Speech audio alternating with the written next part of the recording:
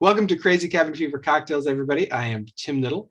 This is a production of Distilled Living and Fascination Design, and it is fall.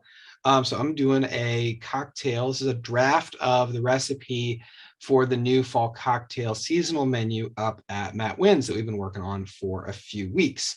And it's do a lot of old fashions at Matt Wynn's. We thought it would be just nice to tweak it just slightly for the season. And this is really easy to do. I'm going to build everything right in the glass. I've prepped one item in advance, which is going to be my cider reduction. But beyond that, everything assembles really easily. So just take rocks glass, fill it with ice, and I'm going to do 1 dash of Scrappy's cardamom bitters. That is going to be our primary flavoring element. This is what's going to really differentiate it from a classic old fashioned using Angostura or something like that. Now I want to give it a little bit more balance, so I'm using a dash of, this is a Hella orange. Probably did about 1.5 dashes there. It's a little too much, but that's okay. And then we always add a sweet element. So I'm using Demerara syrup, but I'm going to be following this up with a cider reduction. I've reduced it by 75%. Apple cider reduced by 75%.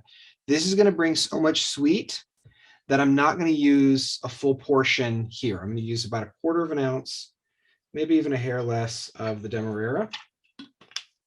And then I'm going to use that same amount, 1/4 ounce of my cider reduction. It's going to give it a little interesting texture as well.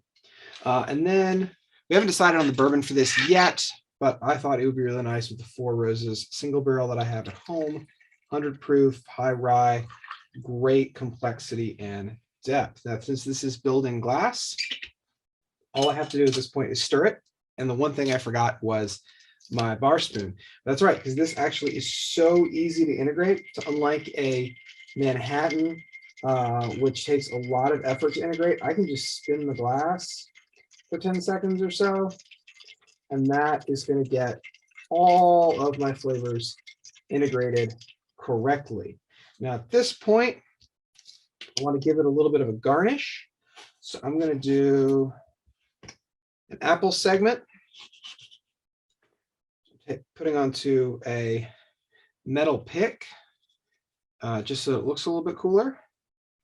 And that'll be part of what we'll use for setting it onto the rim of the glass. Kind of want it in the middle there. And I'm going to torch it. So hopefully my torch is going to work. There it is. So I'm just going to I'm not even adding any extra sugar. I don't feel like this needs any extra sugar. I'm just heating it because I want the aromatic as this goes to the table. So just bruleeing it with the natural fibers and sugars there. So it's darkening. Oh, it smells amazing. And you can't probably see it really particularly well, but the steam that is coming off that is giving this wonderful aromatic. And I'm just going to drop that right on top of the drink as my garnish. And that is my fall old fashioned.